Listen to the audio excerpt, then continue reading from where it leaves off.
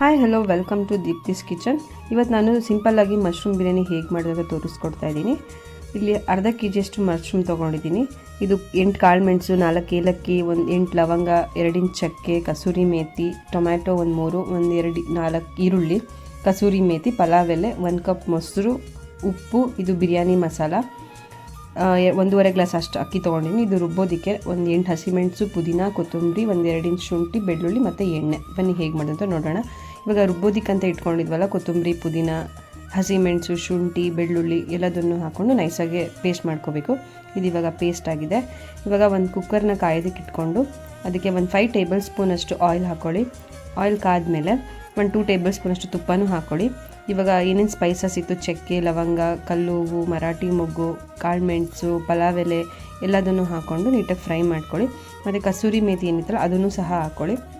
ಇದು ಇವಾಗ ನೀಟಾಗಿ ಫ್ರೈ ಆದಮೇಲೆ ಈರುಳ್ಳಿ ಹಾಕ್ಕೊಳ್ಳಿ. 3 ಈರುಳ್ಳಿನ ಹೆಚ್ಚಿಟ್ಕೊಂಡಿದ್ದೆ ನಾನು, ಅದನ್ನು ಸಹ ಫ್ರೈ ಮಾಡ್ಕೊಳ್ಳಿ. ನೀಟಾಗಿ ಗೋಲ್ಡನ್ ಬ್ರೌನ್ ಬರೋ ತನಕ ಈರುಳ್ಳಿನ ಫ್ರೈ ಮಾಡ್ಕೋಬೇಕು. ಇದು ಇವಾಗ ಫ್ರೈ ಆಗ್ತಾಯಿದೆ. ಅದಕ್ಕೊಂದು ಸ್ವಲ್ಪ ಉಪ್ಪು ಹಾಕ್ಕೊಳ್ಳಿ, ಆವಾಗ ಬೇಗ ಗೋಲ್ಡನ್ ಬ್ರೌನ್ ಆಗುತ್ತೆ.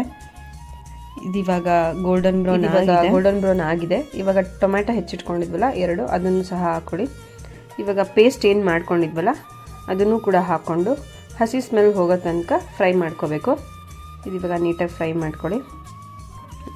ಇದು ಇವಾಗ ಫ್ರೈ ಆಗಿದೆ. ಒಂದು 1/2 ಟೀ ಸ್ಪೂನಷ್ಟು ಅರಿಶಿನ ಪುಡಿ ಹಾಕ್ಕೊಳ್ಳಿ.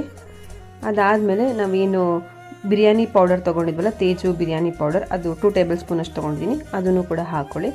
ನೀಟಾಗಿ ಫ್ರೈ ಮಾಡಿಕೊಂಡು ನಾವೇನು ಮಶ್ರೂಮ್ನ ಹೆಚ್ಚಿಟ್ಕೊಂಡಿದ್ವಲ್ಲ, ಅದನ್ನ ತೊಳೆದಿಟ್ಕೊಂಡಿರೋ ಮಶ್ರೂಮ್ ಅದನ್ನು ಸಹ ಹಾಕ್ಕೊಂಡು ಆ ಮಸಾಲೆ ಜೊತೆ ನೀಟಾಗಿ ಫ್ರೈ ಮಾಡ್ಕೋಬೇಕು.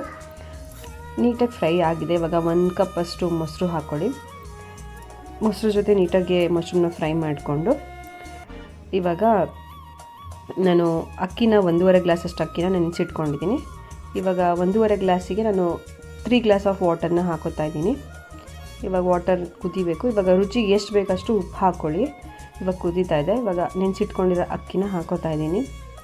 ನೀಟಾಗಿ ಇವಾಗ ಹಾಕ್ಕೊಂಡು ಇವಾಗ ಲಿಡ್ನ ಕ್ಲೋಸ್ ಮಾಡ್ಕೊಳ್ಳಿ. ಲಿಡ್ನ ಕ್ಲೋಸ್ ಮಾಡಿಕೊಂಡು 2 ವಿಷಲ್ ತೊಗೋಬೇಕು. ಇದು ಇವಾಗ ವಿಷಲ್ ಆಗಿದೆ. ನೀಟಾಗಿ ಇವಾಗ ಮಿಕ್ಸ್ ಮಾಡ್ಕೊಳ್ಳಿ.